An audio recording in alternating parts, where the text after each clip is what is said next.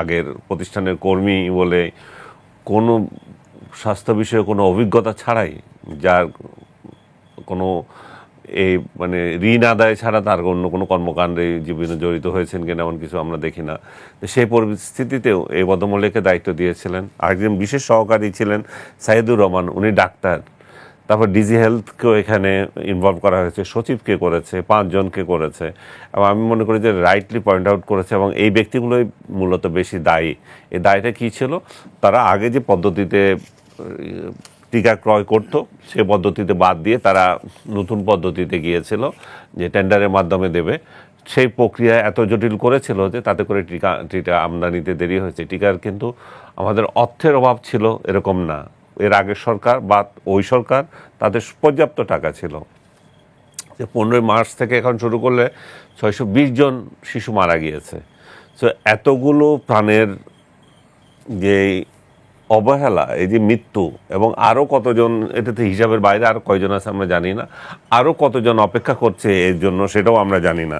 তো এমন একটা বিষয়ে ইউনিসেফ সবসময় জড়িত ছিল এই টিকা কেনা ইয়েতে।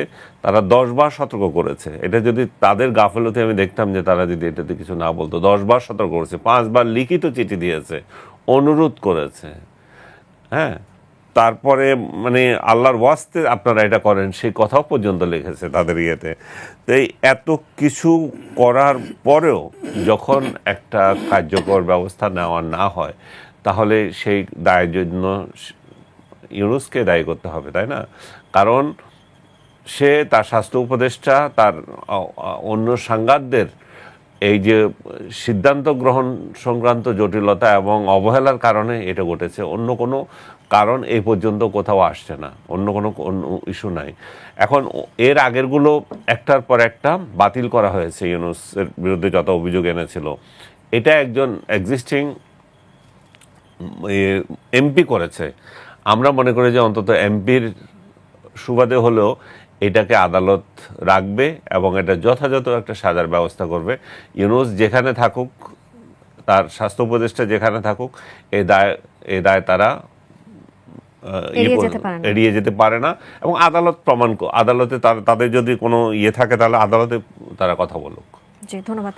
রুহিন হোসেন প্রিন্স, আপনার কাছে আসি। যেটি জনাব আনিস আলমগীর বলছিলেন যে আসলে এর আগেও অনেকবার মামলার আবেদন করা হয়েছে, কিন্তু আসলে সেগুলো নেওয়া হয়নি বা আবেদন খারিজ হয়ে গেছে। কেন বারবার আসলে এই ধরনের ঘটনা ঘটছে? কেন আবেদনগুলো খারিজ হচ্ছে বা নেওয়া হচ্ছে না? আচ্ছা, আপনাকে ধন্যবাদ।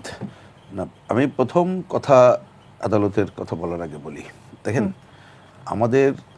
আমরা তো সবাই স্বচ্ছতা জবাবদিহিতার কথা বলি, তা আমরা সেটা রক্ষা করবো কিনা এটা হচ্ছে প্রধান বিষয়। তা আমার মনে হয় রক্ষা না করার কোনো কারণ নেই। ওটা যদি রক্ষা না করি তাহলে গণতন্ত্র থেকে শুরু করানো যা কথা বলি ওগুলো বাদ কাবাদ, ওটা চলতে পারে না। এটা 1 নম্বর কথা। 2 নম্বর হচ্ছে আমরা যে সময়ের কথা বলছি, অন্তর্বর্তীকালীন সরকারের সময়ের কথা, এইটা নিয়ে তো ব্যাপক বিতর্ক আছে।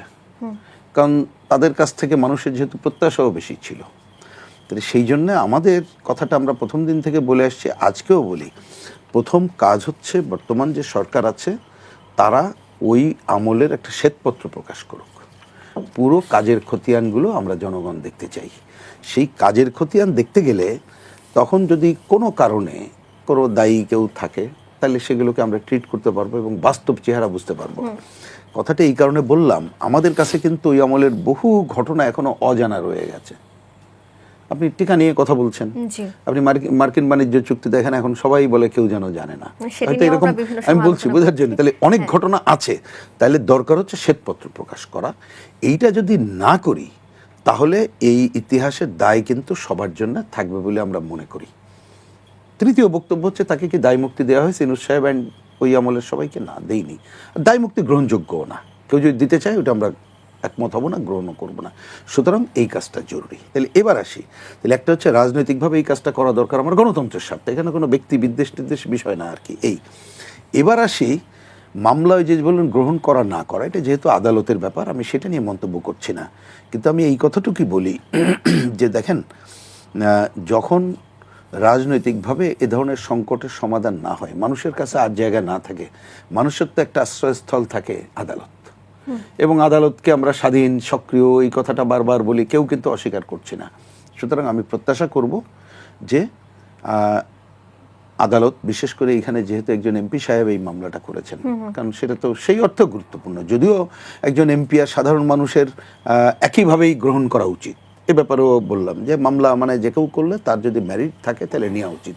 তা আমি ব্যক্তিগতভাবে মনে করি যে এইটা যেহেতু আমরা এখানে সমাধানটা করতে পারছি না, এটা একটা পয়েন্ট, শ্বেতপত্র তো টোটালিটিতে, সেই জায়গায় আমি আশাও করব, আমারও প্রত্যাশা থাকবে যে এটা গ্রহণ করবে, এবং বিশেষ করে এটা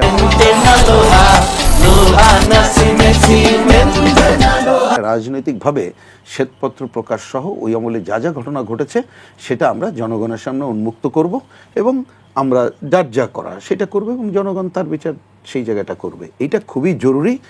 আর এই কথাটা বলেই আমি এই পার্ট শেষ করি। দেখেন, হামের মৃত্যু কিন্তু এখনো থামেনি, কিন্তু দেখবেন আলোচনাটা থেমে গেছে। তা আমি আলোচনা যাতে না থামে সেই প্রত্যাশাই করব, শুধুমাত্র হামকে নিয়ে না, যাতে করে এ ধরনের ঘটনা আর না ঘটতে পারে। দেখেন, আমরা যখন কথা বলছি এখন কিন্তু এই যে ডেঙ্গির আক্রমণ একটা ব্যাপার আছে, আমরা কিছুটা কাগজে কলমের সক্রিয়তা দেখছি, কদ্দূর কি বলতে পারবো না, কিন্তু প্রত্যেকটা ঘটনায় যদি আমরা এই ধরনের সক্রিয় অবস্থান না নেই তাহলে কিন্তু একটা ভয়াবহ ঘটনা ঘটবে। বিশেষ করে একটা শিশু হামকে কেন্দ্র করে শিশু মৃত্যু আসছে, আদ্দিন হাসপাতালের ঘটনা আপনি দেখেছেন। তার মানে আমি বলছি যে এক একটা ঘটনা আসলে আমরা কিন্তু ওই ঘটনা নিয়ে আলোচনা করা এবং রেমেডিটা দরকার এই কারণে, শুধু ওইখানকার কে দায়ী তার জন্য শুধু না, আগামীতে যাতে আর কোনো ঘটনা না ঘটে সে ব্যাপারে যাতে আমাদের সক্রিয় অবস্থান থাকে। ধন্যবাদ। জনাব আনিস আলমগীর, আপনি তখন যে কথাটি আসলে বলছিলেন যে এবার যে মামলাটি হয়েছে ডক্টর মোহাম্মদ ইউনূসের বিরুদ্ধে সেটিও আসলে খারিজ হবে, এবং আমরা মাত্রই খবর পেয়েছি যে আসলে সেই আবেদনটিও খারিজ হয়ে গেছে। এবার আমরা একটু অন্য প্রসঙ্গে যেতে চাই, আমরা একটু রামেশা হত্যার প্রসঙ্গে যেতে চাই। আমরা এটা নিন্দা করি আগে, প্রথমত এটা নিন্দা করতে হবে এই জন্যই যে কারণ ইউনূসের বিরুদ্ধে মামলা করলে যদি মামলা না নেওয়া হয় তার মানে কি দাঁড়ায়, রাষ্ট্র এখানে একচোখা নীতি অবলম্বন করছে। শেখ হাসিনার বিরুদ্ধে নানা অভিযোগের জন্য যে যখন পারছে মামলা করছে, এবং এর মধ্যে অনেক ভুয়া মামলাও আছে, শেখ হাসিনার দায়িত্ব নাই তাও আছে। আমরা এমনও দেখেছি স্বামী স্ত্রী ঝগড়া হয়েছে সেটার জন্য শেখ হাসিনার বিরুদ্ধে মামলা করেছে, হত্যা মামলা করেছে, কি কি জানি এরকম সাজানো। সো শেখ হাসিনার বিরুদ্ধে যদি মামলা হতে পারে, উনি রাষ্ট্র ক্ষমতায় ছিলেন, এবং ওনার যদি দায় দায়িত্ব ও নিতে হয় যে রাষ্ট্রপ্রধান হিসেবে বা সরকার প্রধান হিসাবে, তো ইউনূস কেন নেবে না? ইউনূসকে কেন এই ছাড় দেওয়া হবে? বাড়তি কি আছে? মানে এই সরকারের সাথে কি তার বিশেষ এমন কোনো চুক্তি হয়েছে যে আমি যা কিছু করে গিয়েছি আমার এই ব্যাপারে তো কোনো মামলা করতে পারবে না? যেটা আমরা দেখেছিলাম যে 1/11-এর সময় একই কায়দায় মঈনুদ্দিন ফখরুদ্দিনের বিরুদ্ধে বড় কোনো মামলা হয় নাই, তারা দেশ থেকে পালিয়ে গিয়েছিল। এখন ইউনূস তো পালিয়েও যায় নাই, ইউনূস দেশের বাইরে মানে প্রমোদ ভ্রমণে আছে।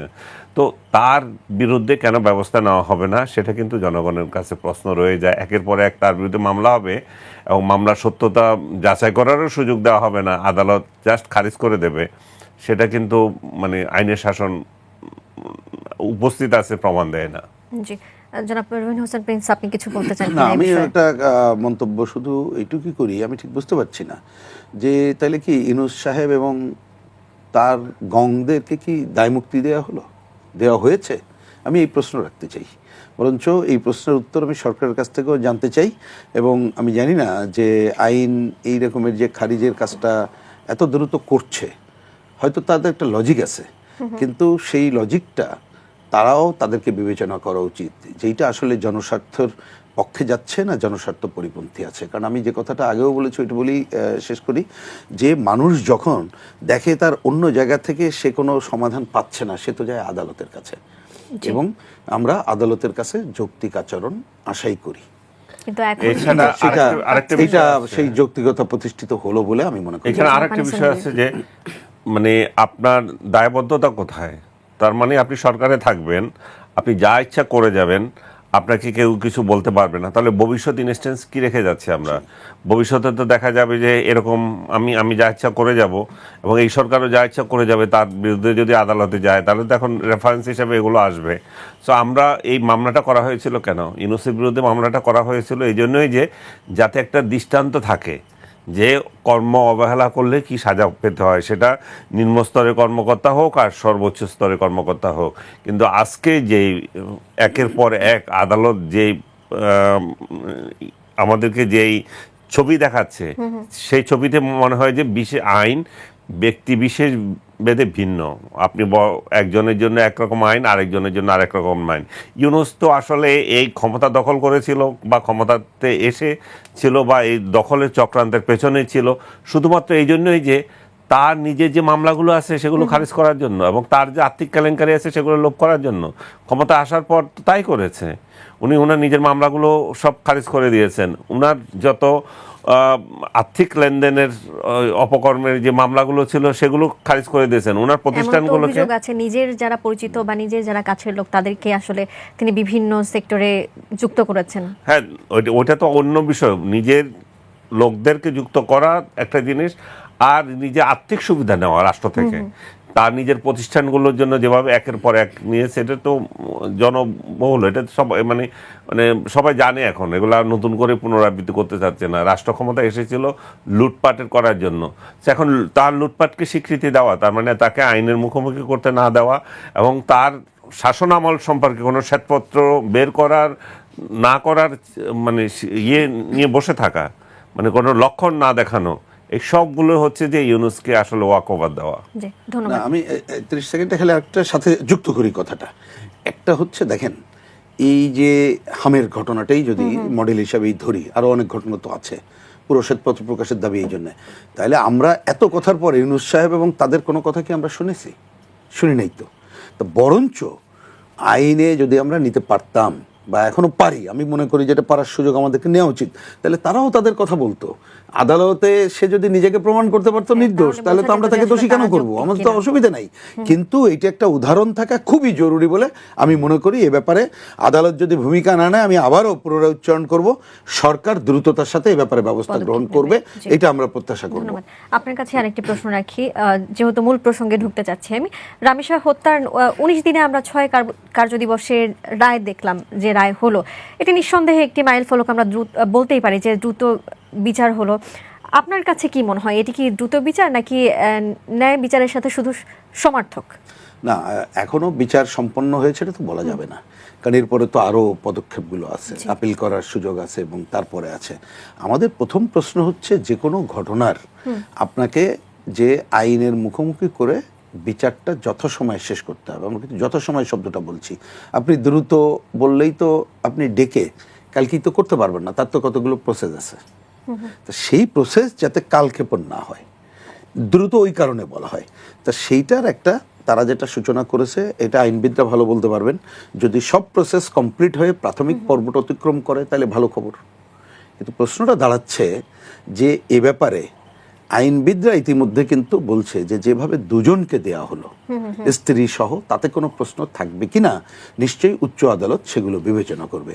কিন্তু দেখা দরকার আরও 3টা প্রশ্ন। প্রথম প্রশ্ন হচ্ছে যে এই ধরনের ঘটনা তো আরও আছে, সেগুলোকে দ্রুত ব্যবস্থা গ্রহণ করা হোক। আমি দ্রুত ওইভাবে বললাম, দ্রুত মানে কালকেই না, আইনের মেনে। তাহলে এটা আপনি একটা ইনস্ট্যান্ট করতে পারবো।